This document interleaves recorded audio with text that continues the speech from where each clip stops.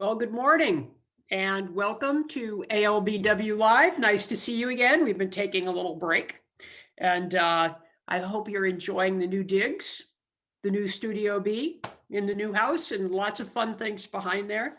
I'm Pat Escate. I am the lead organizer for Ann Lister Birthday Week, scheduled to take place in Halifax this year.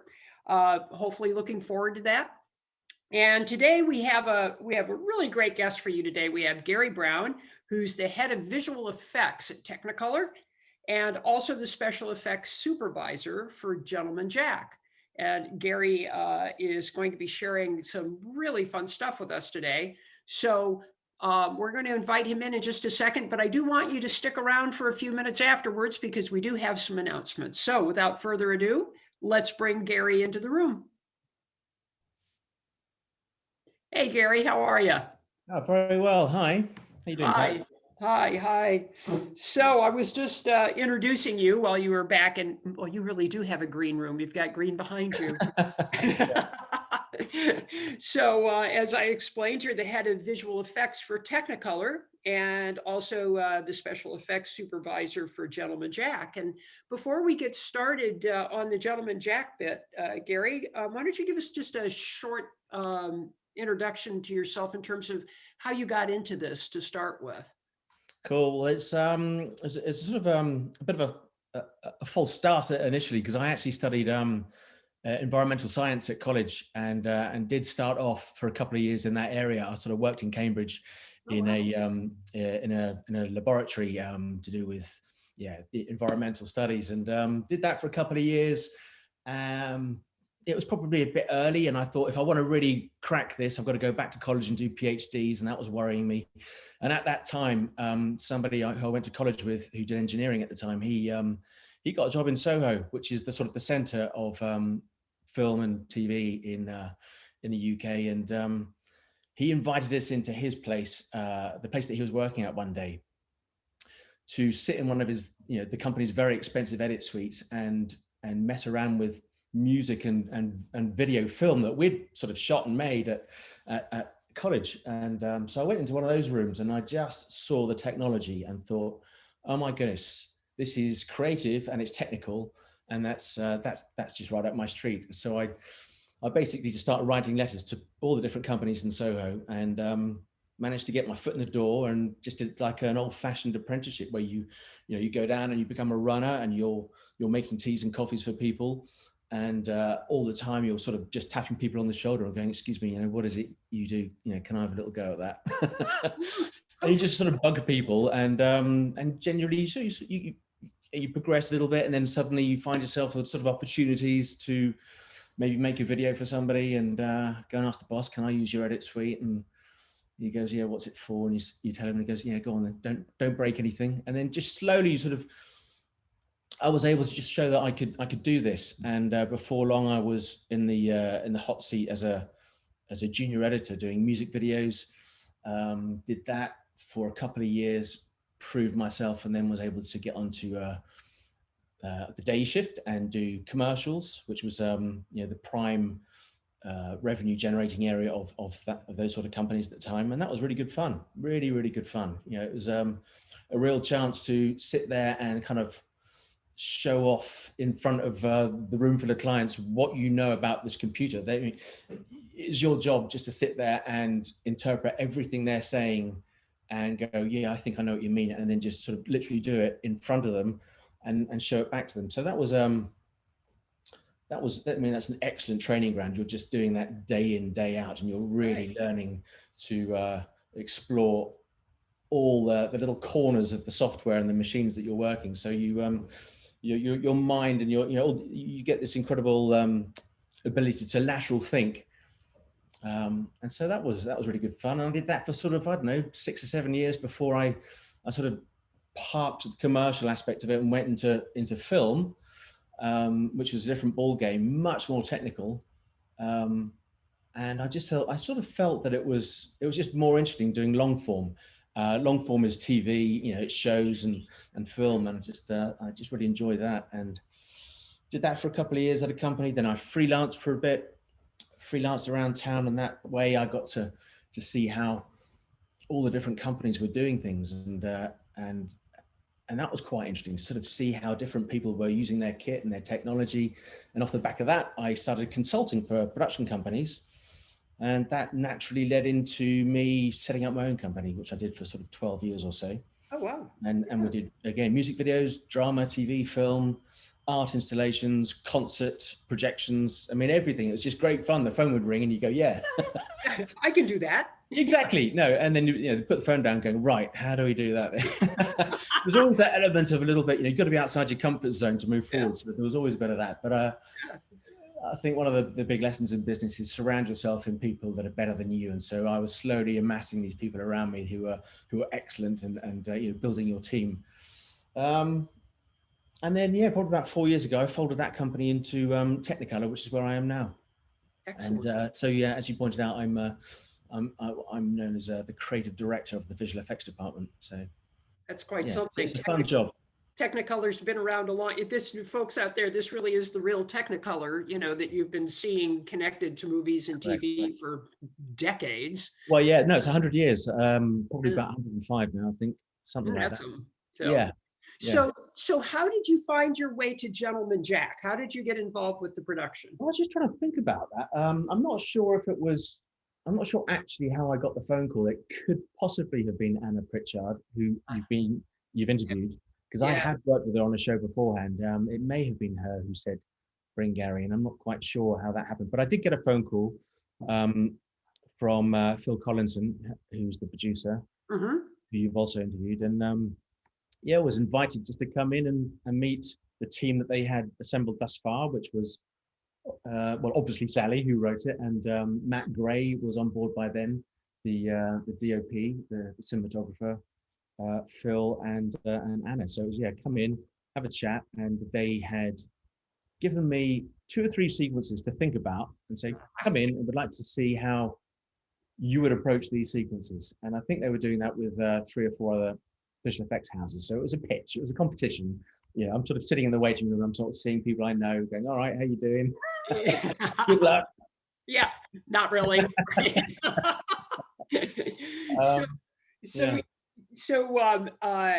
Before I'm going to ask you about that little setup that you did when you were talking about how you would handle one of those things in just a sec, but I want to explain to our viewers today that you're seeing this in a slightly different format than we usually have, because Gary actually has control of the screen today because of the stuff he's going to be showing us. And so you're seeing him in a larger format than the usual.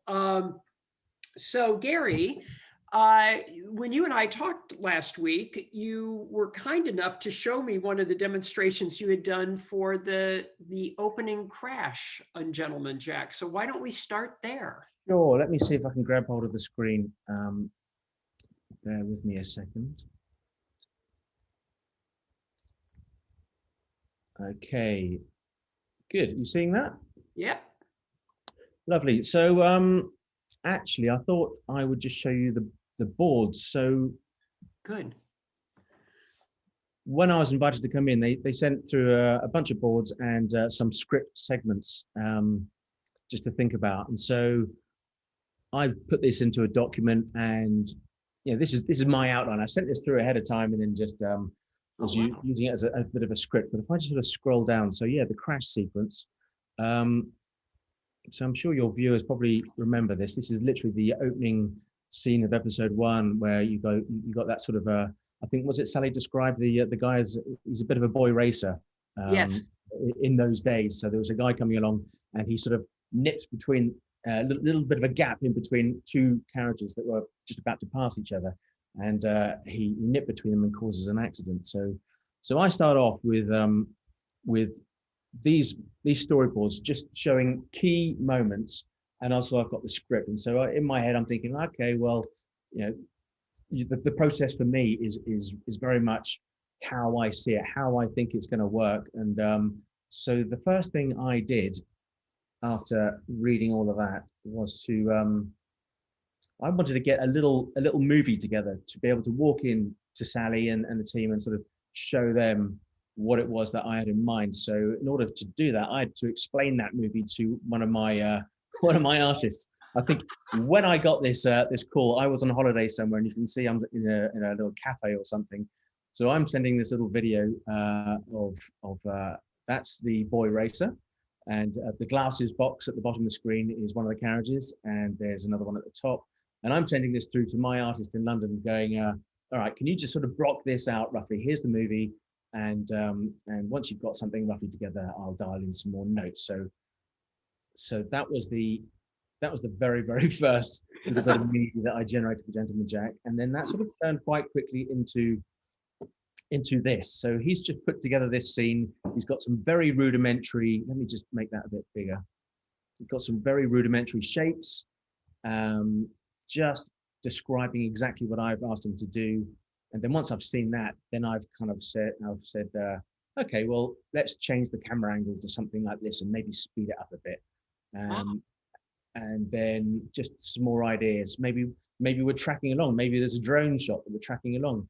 And then I'm sort of thinking, looking at that, do you know what? That drone shot, if that is a drone shot tracking along, maybe it's because it's traveling with them, maybe it's got no energy to it. So, maybe I do something else, or I go low. So it was an opportunity for me just to try out different things with the camera. That's fascinating, by the way. So, well, yeah. So you're just trying, you're trying this out just for yourself as you're putting this together, or are you walking through? Yeah, it's for me. It's so for me, and I'm just sort of trying to sort of second guess what they might be saying in the conversation when I eventually get to meet them. I'm just trying to think, they might want to have it low. They might want to have it all happen in one shot. They might want to cut away different moments of it. So I'm just going to second guess all these things, come up with a load of different possibilities, and then really trying to get my own feeling for it and my own favorite, so I can go in there and be enthusiastic about what my favorite is. But then also when I go in and then I can hear what they're talking about, quickly react and go, okay, right, I see what you're after. Maybe this or so. Fascinating. So yeah, that was quite interesting. And so what you just saw there, that's called previs. So that's just pre-visualizing the scene in the storyboard. And the next level up would be called techviz. So the difference between previs and techviz. So previs, what you're looking at here, that's just a rough idea of that's bringing the storyboard to life. But techviz would be something much more real world. Techviz would be understanding literally how wide the actual road is that we're going to use, and literally what lenses we're going to use, and so it's very much real world parameters. And when you're doing that, then you can really zone in on what the shot really will look like, and potentially save an awful lot of money and resource and time setting shots up, because you've already done it in the computer before you actually stand on the scene. Wow. On the set. So that's quite useful. So for those people who haven't seen it, this is the actual crash here. Just that moment.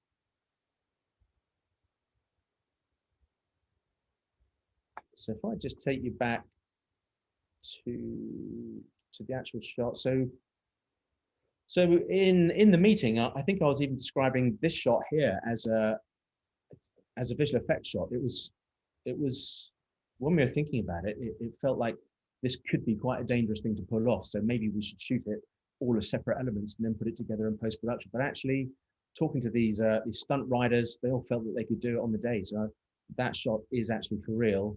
Wow. And they managed to put the brakes on before they start crossing into each other. But then roll forward a bit. And so this is actually made up of 3 different elements. The carriage on the left, which sort of comes to an abrupt halt, sort of gets pushed off the road. The carriage on the right, obviously, is getting pushed off the road, and then there's the one in the middle. And so, we're sort of marking out using cones and all this sort of stuff, going, this is where we want you to ride, so that by the time we put it together, they don't actually overlap and bump into each other. So it's all about trying to get them all in the right part of the screen, so that we can then put it together and in post, and then add layers of dust and all that sort of stuff. So, wow. And also, just while we're on here, so this next shot that we're seeing here, this is actually composite as well of 2 or 3 different elements. So. That is a big polystyrene piece of, It's not a stone, it's a big piece of polystyrene.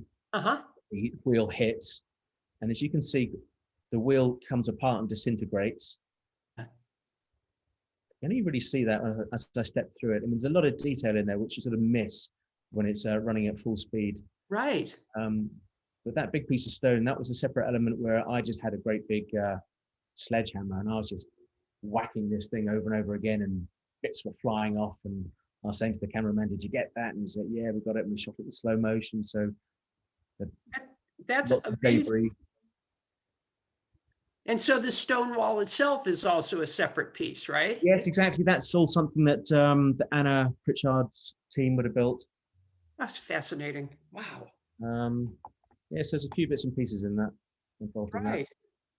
And then, Gary, I forgot to tell you this, but Steph also has a picture of the inside of the carriage with the green screen behind it that we had from Gary Brown. So I believe that she has already put that up on the screen.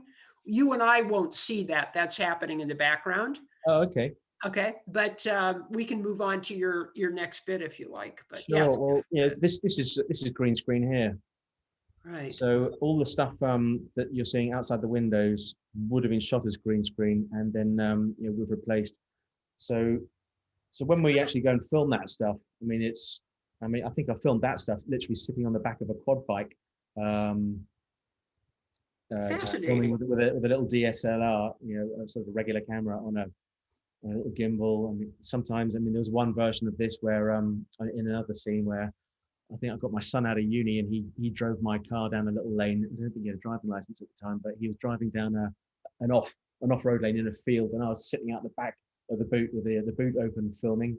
And it's all about getting the right angles and the right light, and then, you know, putting it all together is Wonderful. relatively easy after that. Wonderful. Yeah. So I thought I'd move on to what's known as the Cater Street scene. So this is the scene almost, I think it's straight after the titles in episode 1. It's where we first see Anne Lister blustering into town. I mean, this completely described her character, the way the coats just it's called the high flyer, how it just came flying into town. Gary, I have to share with you that the very first time that I watched Gentleman Jack, when that scene occurred and Ann Lister jumped down from the carriage, the thought that went through my mind was, that is absolutely the best introduction of the hero in any series I've ever seen. So It certainly is, isn't it? And do you know what caught me off guard when I actually ended up watching the Martyr? It had humor to it. I mean, I just read that as she just comes flying in, but then by the time the music's on and the other characters are in the street looking down the road going, "Oh heck, what's coming down road?" You know, it was just full of life, and it was lovely. So if I show you briefly what's in the edit. yes. So come flying around that corner. We're really low behind the high flyer. The camera comes flying up behind.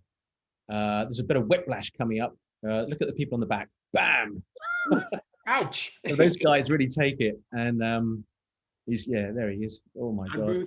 Right. And then Anne's putting the brakes on. So phenomenal scene. I'd just like to show you the location that production found for that. So this is the recce that we went on. So this is a street in Bradford, and what's good about this street is that it's got cobbles, which is fantastic, and it's got as we look down the road, it's got lots of Georgian buildings. So in the Industrial Revolution at this time, so we're 1832. All this stuff but these were brand new buildings going up, but obviously sprinkled around them would have been old buildings from, you know, another 100 years before that. So. Right. So looking at that right there, we're loving the cobbles, we're loving those big Georgian buildings, but it needs some much older buildings, some Tudor buildings, and so I mean, as you've heard from Anna, she did so much research. Going into Anna's room in the production office is an incredible thing. It's just literally all around the walls are all the reference images that she sought for all the different scenes across the entire series. I think, what did she say? She had over 200 sets, and it's just all on the walls. It's incredible. It's like a museum in its own right. So I was able to go into her room and just see all her reference for this street, take all the pictures, and then bring it back to my place to back to Technicolor to be able to sort of start to think about what buildings that we should be sprinkling in there. So Gary, let me ask you a question. and yes, we all know we don't do spoilers from season 2, Yeah. but I am going to ask you, when you walked into Anna's room this time, was there anything in there that made you go, oh, I'm going to have to work on that one? Yeah. Good. No, it's really good. Yeah, there's definitely some juicy stuff for me to get my teeth into in series 2 for sure. Excellent. Okay. Yeah, there we are. Carry Answered on. that question, didn't I? Just. Yeah, so that's that location. And if I can just show you in terms, oh look, I've got this other little video here. So I'd really like to just quickly talk about how we filmed that carriage. I know Matt has done it a little bit, but here's me just doing a little video off one of the monitors. It has actually got a spectacular moment with one of the horses rearing up as it goes past. Have a look at this. Look at Oh, that. wow. Oh, wow. Wow. So I know it's quite incredible just seeing that. And there's the camera coming in at the end. Horsemen. Yeah. Wow. Yeah. So this camera, I'm actually in the back of that car with Sally and Matt, the DOP, and Wow. it was an absolutely incredible experience. Just literally held my breath while that car followed that carriage at speed. So you've got this is a race-tuned Mercedes 4x4, and on the top is a camera crane called a Russian arm. I don't know why it's called that. And then at the end is the camera on a stabilized head, which takes the bumps out of it. But in order to get that camera to be that close, you need to get the driver. That he's a racing driver. He's known as a precision driver. He can get that camera within inches of the heads of those people. You've got a guy in the passenger seat who he's controlling the angle of the crane. And in the back seat, you've got Matt, the DOP, controlling what the camera's doing. So literally, you've got 3 individual people, all controlling different parts about how to get the camera close to the subject and to get the angle on it. And it's phenomenal to think that that's literally, it's not just one person, it's 3 minds coming together and trying to intuitively bring that shot together. I just had a massive smile on my face for that one. It was incredible. Oh, no kidding. Gary, before we, excuse me, move past, although I know you're going to show us a couple of other things, I have a question from the scene that part of what you just showed us. We see at the very end of the carriage coming in, we actually see Saran Jones up on top, right? Correct. Pulling back on the reins. Yeah. And the coach is actually moving when she's doing that. I'm certainly not at speed, but how does that all fit in? That's just a separate shot. Yeah, it was a separate shot. Yeah. Yeah. So I think that actually was her just slowing everything down. Yeah. Wow. Or maybe, I can't quite remember. Maybe it may well have been the person sitting next to her controlling it, and we rubbed out the wires. Do you know what? I've just completely forgotten that. I think that might be the case. Oh, how interesting. Yeah. But there was a shot earlier on in that sequence where we did do a bit of face replacement. I think it is that one. Aha. You see her profile very, very quickly. Yeah. So it's only that one shot in the middle, so I'm scrubbing through this quite quickly. Yeah, it's that one there. It is right there. Yep. Yeah, a little bit of face replacement, and then that's actually her at the end. But I do think that we rubbed out some reins, not wires. Well, let me just ask you I want to make sure I heard what you said. Did you say a face replacement? Did you Correct. put her face? Holy crap. Yeah. Pardon me. That's amazing. Yeah. Yeah. You just once you've shot the main action with somebody else, then you'll ask Saran to hop in, and you're filming her in the same light, same camera, same angle, and again, that's the sort of the technique of compositing, putting images together. It all works if you've got those things, those attributes on your side, like as I say, the angle of the camera, the lens, and the same lighting, and just generally things should fall into place. Completely fascinating. Wow. So just quickly showing you in more detail what we did on those. So Anna, production designer, dressed that street up to 14 feet high on both sides. So we agreed that that would be the best sort of split between what she did actually on set and what we did in visual effects. So everything. So what that meant we could do, I think we were at this location for 3 days. So for 3 days, you can pretty much put the camera anywhere you want as people are walking down the road and not see above that line. And when you do see above that line, then on those odd occasions, that'll be visual effects putting in a building such as that. So this is what we're doing. That's amazing. Adding a layer higher. I've got a few more of these to show you. So again, that's that, and then we're doing that. Gary, so when you do that, the images that I'm seeing up there, that Tudor aspect that you added in there, that's all. That's like, for lack of a better phrase, it's like a matte painting that you're shooting, or is that? Yeah, pretty much, except it's 3-dimensional, which means it's termed CGI. So it's it's completely 3-dimensional. So you can get a camera and go right the way around it and have a look at the sides and the back of it and all that sort of stuff. Wow. So generally speaking, matte paintings are 2-dimensional. They're flat. Right. Flat, yeah. So this is CG. So this is. But it's all created on computer.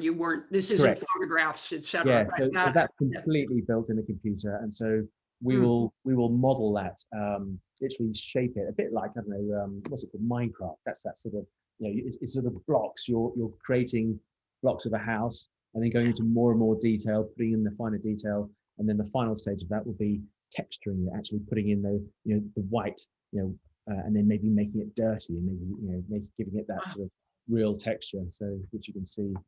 That's amazing. I love this stuff. And then so there's green screen at the end of the street and at the other end of the street as well behind us. It would have been too costly to put green screen up here in this top left area, because you generally don't really look up there. It happened once or twice, but on those occasions we actually have to physically cut out by hand anything that goes over that line. Wow. As you can see there. And wow.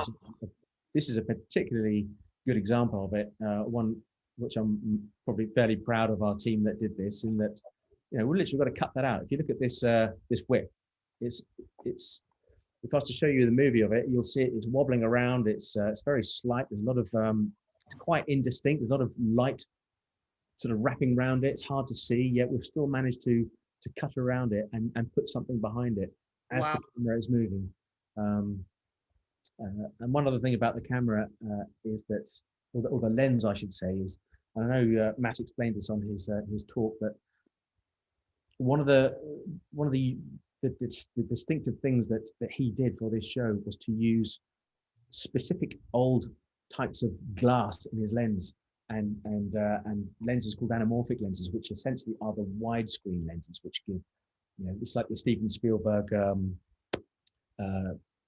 what's it called, Close Encounters. Whenever you see a light, the flare goes across the screen. Yes. Anything that's out of focus is sort of tall. It's a beautiful, just filmic texture. And he used that and all these really old lenses rehoused into modern fittings to give this show its look, its identity, and to give it that sort of sense of, this hasn't been filmed today. It's not like a TV show or a soap or something that's contemporary. It's got an antique feeling to it. An antique feeling, yes. Yeah. But that frankly, that just made my job for my team a nightmare. The end result is beautiful, but for us to be able to cut out nice edges and for us to be able to work out what the camera was doing, the software had really struggled with those beautiful artifacts that were introduced in those old pieces of glass. But it was so worth putting up with. I've got one more still here, looking down the end of the street. So that's the other end of the street, and that's when we added more of the Georgian buildings and the mills beyond, and added people and more shops and that sort of life down the street. Wonderful. Yeah. Shall I keep going? Yes, absolutely. Okay, so later on in the series, Anne goes to Copenhagen She arrives on a ship. If I just pause it for a minute. So what we have here, this is actually filmed in Birkenhead, not Copenhagen. So everything up here on the left-hand side is a modern sort of fancy apartment refurbishment, but it is actually on the old docks. And again, we've got cobbles. We've got this beautiful old building on the left-hand side, and we recce this. We thought, yeah, we love this. This is going to work. We put in a big crane at the bottom to pick up Anne's carriage that has just come off the boat, and here's the boat itself. Now these shots aren't like the arrival in Halifax. These shots aren't crazy dynamic shots with the cameras rushing around and looking all over the place. These are very contained shots where the camera's just gently tracking. So to go back to what you were saying about matte paintings, essentially that boat is a matte painting. It's not actually three-dimensional. There was no need to make it three-dimensional if the camera's not doing something three-dimensional itself. And so for that reason, we knew that later on in the schedule that we would be going to Hartlepool, where this boat actually lives.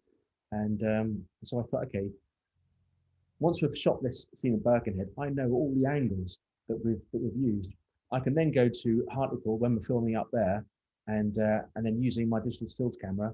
It was a supervisor with Nick Bennett at the time. He went up there and he shot lots of different angles that would fit for this shot. So we didn't need to go through the expensive route of this being CG. So this is a matte painting. And if I just show you actually what we filmed, if I just run forward, you'll see the before and after. So there we are. We've got a ramp going up to a little stage that Tom and the art department built for me. All I required was for them to come out of a green screen door and for there to be a little room behind it. So it looked like they were literally coming out of somewhere that was dark, like it was a room. That was important. And then a little bit of green screen at the end, because that's we're always looking down the end, and there's people wandering around. There's fine detail all around that carriage. So that was a worthwhile place to be putting green screen. Whereas say here, this is a relatively, if you can see my cursor, all these barrels, that's a relatively simple shape. So we can cut around that. The other tricky thing about this scene was it's lashing it down in the script. It's really heavy rain. Quite often people go, well, should we just do that in post? Do that in visual effects. But actually, it's raining so hard. We really want to see it affecting people. People act differently when you are properly throwing rain at them. They squint and they put their shoulders up, and you look at these guys at the front. They're really trying to get out of the rain. So you get a much better performance. And also you just see rain bouncing off things and off the barrels and off puddles. So it was really crucial that we did do that. Let me just run through this a little bit more. So you'll see it really heavy rain there. Wow. We're adding in those sort of very, very iconic Danish dockland buildings in the background. So yeah, just once more, so you can just have another look at that. Hopefully this is playing back all right for everybody at home. This is great. It's good fun. Yeah. So, I think we all got on trains one day and went to Birkenhead initially. Sally, Anna, Phil, Matt, and just stood there and went, right, literally how much should art department build? I think Anna at one point was going to build a substantial part of the side of that ship, and I was okay. I don't think you need to. I think literally just build me a green screen door, and we'll be able to do that. So, we have those conversations all the time about the big challenges that Anna has. I mean, well, some of the big challenges. She obviously has loads of big challenges that she completely pulls off. But every now and then it's just like, I just don't know what I can do for this scene. So, we will talk at length and go and have recce's in certain places, in locations, and stand there and discuss stuff and go, where the division of work lies and what's best for budget. If I find out it's going to cost her X amounts of thousands of pounds to do something, I'll go, God, it will cost me about a third of that to do this. So let's agree to do that. It's really wonderful. It's been really interesting to talk to all the different members of the team, Gary and Phil and Anna. But to have you bring it all together is really quite fun to see this in. Well, do you know what? It's incredibly collaborative, the whole thing. I mean, I mean, I love that side of it. I just love I love those creative meetings where you're literally just trying to, you know, just to figure out how to do certain things. It's whenever you go back to normal life after you've been on a film shoot and you know, you've got some plumbing that needs doing, and they go, oh, I don't know if we can do that, or I can't do that until, you know, fortnight's time. You know, you get frustrated because you just know what can and can't be done if people put their mind Put your to it. mind to it, right? Yeah, because there's nothing like being on a film set where people just literally just go, I can do that, and I just love just watching people just step up and bring their skill to a job, and their ingenuity and their lateral thinking. It's a lovely thing. Man. Yeah, it's really cool. So I just show you. I've got a couple Yeah. more here. So Yes, yeah. here's one that I love. I just really love this one because so this is when Anne goes off for a little bit of quiet time. She stays with her sister. It's scripted to be in a place called Fortrose in Scotland. We Right. actually filmed this in Halifax, and so you can see here. So this is at the end of the garden. This is something that's called a ha-ha, which it's like a border. It's a big ditch, effectively, a big stone ditch, and I think it just stops livestock in the field beyond from like wandering around your garden. So that's where all that blue screen is parked, in the ha-ha, and so she's got a bit of blue screen there, and this was a shot where Matt on a little sort of railway track was able to bring the camera up behind her and then cut to a shot where it went all the way around her and had a really intense look at her face and what was going through her mind. And it needed to be in Scotland, and so I managed to convince production to put me on a little aeroplane and give me an Airbnb for a couple of days in a little car, just to go by myself and go off and find that background where that is. So I went to Fortrose and couldn't find anything there, but literally just around the corner in a place called Cromarty was this. Wow. And I thought, that looks fantastic. And I asked a local if it was possible to go in the field, and of course it's Scotland and you're allowed to go anywhere you want in Scotland, which is fantastic. She just said, yeah, just watch out for the bull. So I managed to get in there and dodge the bull, keeping an eye behind me. But so I went in there quickly, did a bunch of still frames, and I had with me, because we'd already filmed the plate we'd already filmed that in Halifax. So I went off to a cafe and got my Photoshop out, and I quickly put this together. Not this, because this is the final one from the TV show, but something like that, and fired it off to Phil, fired it off to Sally, and they just literally said, love it. So I went back the next morning when I knew the light was going to be perfect. The weather forecast looked good. If it hadn't been, probably would have stayed another day or two until it was. But it was perfect the next morning, and I shot a whole bunch of different angles. I went right the way up the coast, and because there's more in this scene, the more angles, there were shots from the sea looking back at the house as well. So I shot that to death, and Wow. yeah, really pleased with the way that turned out. That's amazing. I just assumed that was exactly what it is. That's phenomenal. But you can sort of see how, once again, when you're filming two separate elements and you're putting them together in a computer, how, if you shoot them with the correct lighting angle, because look what that ha-ha is, and look at the light on the grass either side of it. It virtually matches, doesn't it? And so you're already onto a winner. You're not struggling with trying to shoehorn something that is different light into this composite.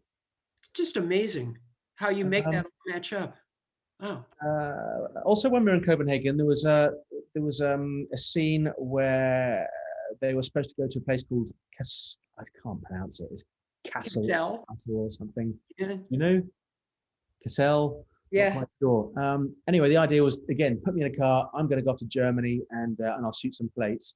And we just sort of checked, sort of laughing, just going, better just check it's not under scaffolding, and it was. So we quickly cancelled that and ended up just finding pictures on the internet that many people have taken and trying to construct a matte painting of that. So that's how we did this in the end. That's phenomenal. And then I was able to, how did we do the, I think the waterfall was just various bits of the actual waterfall that we filmed, sort of duplicated all the way up. But yeah, quite nice. It's amazing. But it's quite funny in the script because I think it's supposed to be impressive, and of course Anne's standing there with her Anne, and she's not really impressed at all. It's like, yeah, that's not much cop, is it? And then just turns, walks off. Yeah, right. Oh, that, right. Yeah, oh, that, exactly. Couple more. Yes, please. Hastings. I just thought I'd show you this. This is something whereby quite often you get to the end of a day, you know, there is so much to do on any given day when you're filming, and sometimes scenes get dropped occasionally when you're just running over, but in the main you get it one way or another, and it's astonishing when you look at your watch. You're going, right, we've just wrapped. I can't believe we managed to fit all that in. Some days you get little curveballs. This day here was one of those where outside that window is supposed to be Hastings, which is a coastal resort in the UK, and for whatever reason, we just decided actually this is the shot that we wanted, and there was just simply no time to reconfigure my green screen outside the window. It literally wasn't time. We had to shoot it, or we weren't going to get it at all. The camera's moving around. There's all this fine detail, all this hair, which is frankly a nightmare for the visual effects team to be able to cut around. But so what I'm going to show you here is, usually if I'd had a green screen out there, we would key off the green screen, and all that detail, that fine detail would be preserved. Now, when we don't have a green screen, we are literally, you know, cutting it out. As I said before, we're cutting this out by hand. So all the hair that you're just seeing in this region here, yeah, that was literally cut out by hand. It's just astonishing fine detail work. Wow. So that's So Gary, yeah. So on that scene, for example, where you're cutting out all that detail, Yeah. how long does it take to create what we finally see? That little, 15-second blip. Yeah. Okay. Well, that's actually quite a long shot. So what needs to happen to this shot? We need okay. It'll go through. One artist will be, he's called a match move, or he or she's called a match move artist, and what that means is it's their job just to figure out what the actual production camera is doing,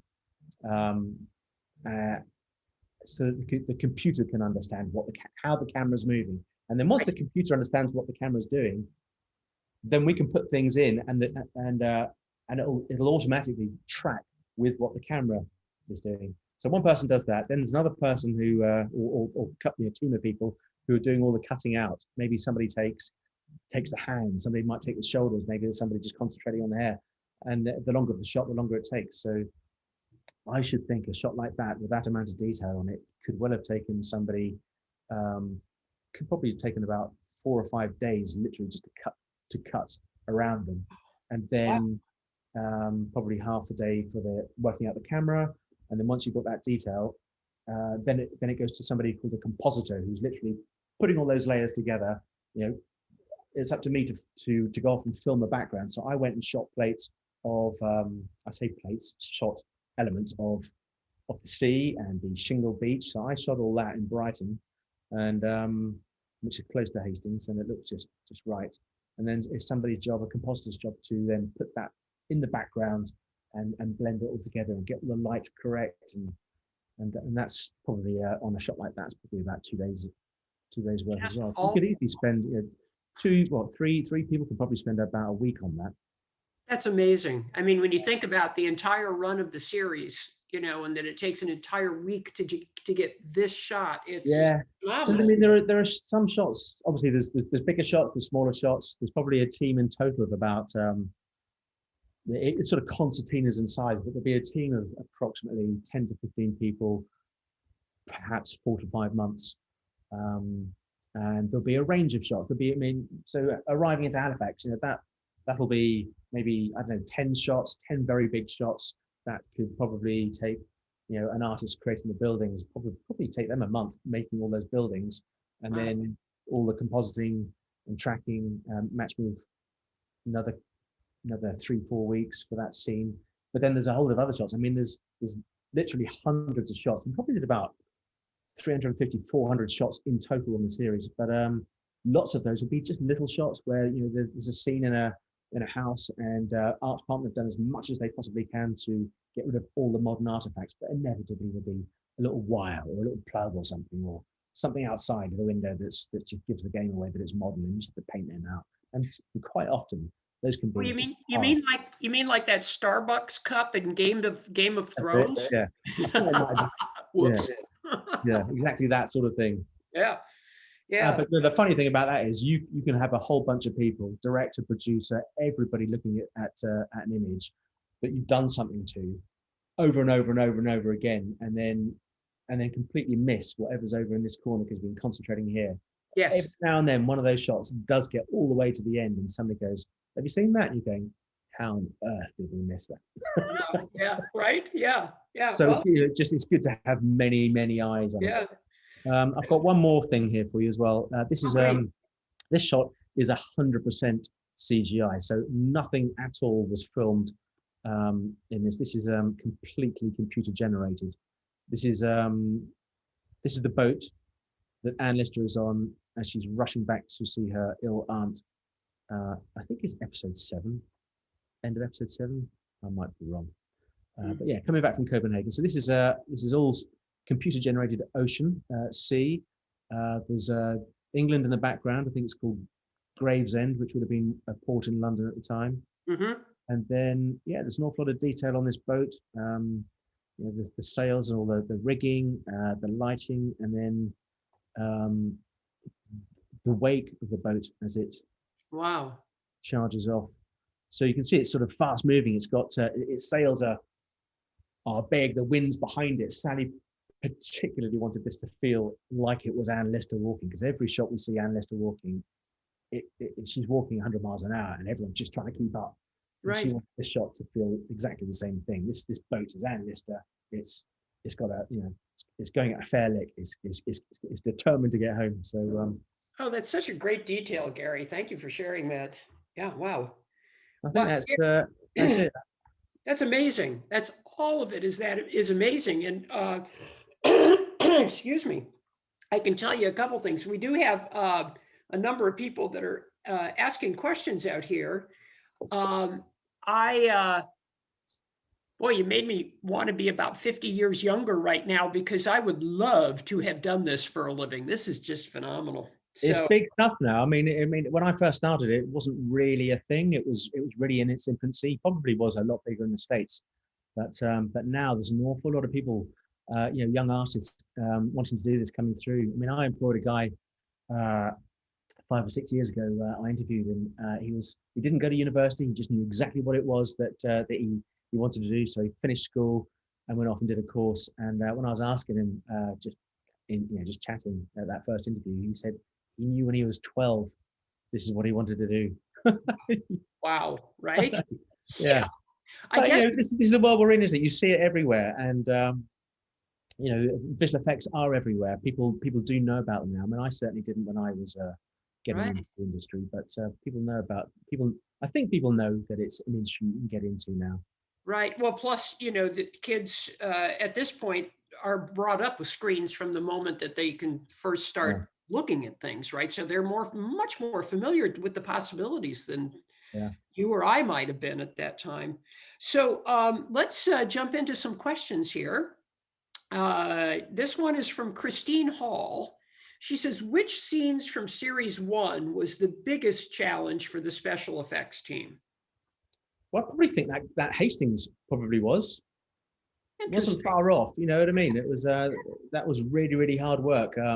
As soon as it was filmed, I just thought, oh no. and literally when we cut, Matt, the DOP, just looked straight at me and went, "I'm sorry." You're going to be busy. I'm so Right? sorry. There's nothing I could have done. Oh my gosh. Yeah. Yeah. Well, now that we've had a chance to see it and understand it, Yeah. it's And I suppose, clear. yeah, and I suppose going back to, the Halifax scene again, just as I was saying, because of Matt again, no, I won't. Sorry, Matt. Just that glass, as I say, the anamorphic lenses and that was Right. extremely tricky trying to composite those Tudor buildings into that scene. Right. Here's another question. And you and I talked about this a little bit when we had our pre-chat and we didn't hit it. So this is from Judith Georges. Did you create the view of Halifax sitting in its valley that we see at the very beginning of the series? If so, what informed you of your idea of how Halifax might have looked back then? Well, obviously, there's no photography. You're just going through the internet, and obviously Anna's Wall. Anna's Wall had much of that stuff, but no, we did a lot of research on old lithographs, the etchings that were done at the time, what it looked like, and yeah, it really was this sort of empty valley of fields with just a big mill here or a big church spire over here. They were Yeah. very, very isolated, and as we're building that, you're going, but it just kind of just doesn't feel right that that's sort of there and there's nothing around it. But that really is what would have been there at the time. And when you're creating these matte paintings, it does sort of feel. I mean, I'm always worried that it does jump people out of the story because it's something that we know is a CGI because it just doesn't exist and it just looks different. And Right. it might be you sort of expect that when you watching something maybe set in the future, but when you're looking at something in the past, it's harder. And the other hard thing I think was that when we filmed this, it was one of the most amazing summers we've had in the UK ever, as far as I can remember. And I remember saying to Sally that day, how do you want this scene to feel in terms of the lighting of it? Because certainly I'd always imagined, and I think it was even scripted, that this is Halifax in there. This is Industrial Revolution really at the heart of at its sort of peak, and it should just be chimneys and smoke, and it just was so. It was just so blue sky and clean and defined and high contrast that we had to go with it. And I think Sally's response to that question was, "I just want it to be consistent," which is also the hardest thing. If you're filming a scene across multiple days and weeks, that whole scene where the high flyer comes up the hill and goes off and eventually crashes. But she was lucky. We had consistent weather for ages and ages. But I can tell you that same scene in season 2, we filmed that the other day. And the weather was heavy, and there was a chimney bellowing out smoke that did flat across the valley, and and the sun was going down, and it's kind of God rays and everything, and we're all sort of keeping an eye on the camera, but also looking out. Everyone's looking out, going, "Oh my Lord, look at that! That's just phenomenal, Gary. You haven't got anything to do this season." It was looking forward to doing that one anyway. We're all going to keep an eye out for that when series 2 finally comes around. This question is from Carol Ballard. How do you keep the light consistent? For example, the light on the grass in the Scotland scene that you just showed us. Well, I mean, you do hope for filming your any element that you're adding to something that's already been shot. You are trying to film it in the same conditions as much as possible. So, like I said on that one, I would, if the next day had been rainy, it would have been no good. It just wouldn't have been any good. And I'd have probably phoned up Phil and gone, "Look, the weather looks good in 2 days' time. Can you just put me up another couple of days because we're going to get it in a couple of days' time?" That's easy for Phil to probably turn around and go, "Yeah, you're right, Gary," because I'm one person. But I do often wonder when you are filming with the whole lot, 100 people, you've got the whole machine, and you are reliant on certain weather for something. I mean, sometimes you've got to go with it, haven't you? But I suppose, going back to the question, if it's an element that's going in, it's generally easier to wait until you've got the right weather for that element. So that's what I'll just hold out.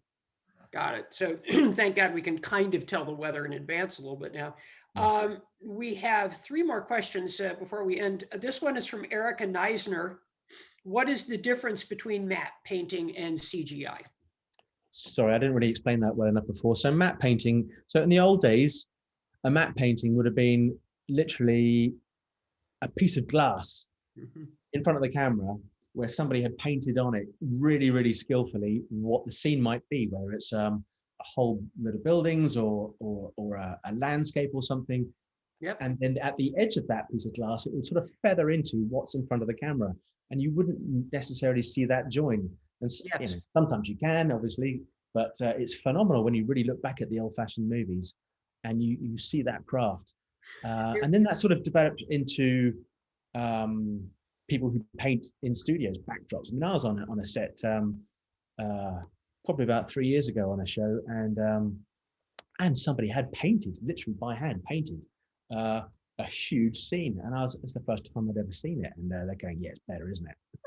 Yeah, exactly. I go, yeah, yeah, it does look pretty good. When you go inside the building and look out the window with all the Yeah. net curtains, you see what they've painted, which is quite far away, so you Yeah. don't see their paint strokes. It's a skill. It's phenomenal. So then you have digital matte painting. So we end up doing that digitally, painting a scene like Right. a single frame, and then we'll put that into a shot. Whereas CGI is literally, it's a model. It's three-dimensional and it's a model. Right. You can Okay. move it around. You can shoot from any direction. Right. Yeah. Yeah. Change the lighting. Exactly.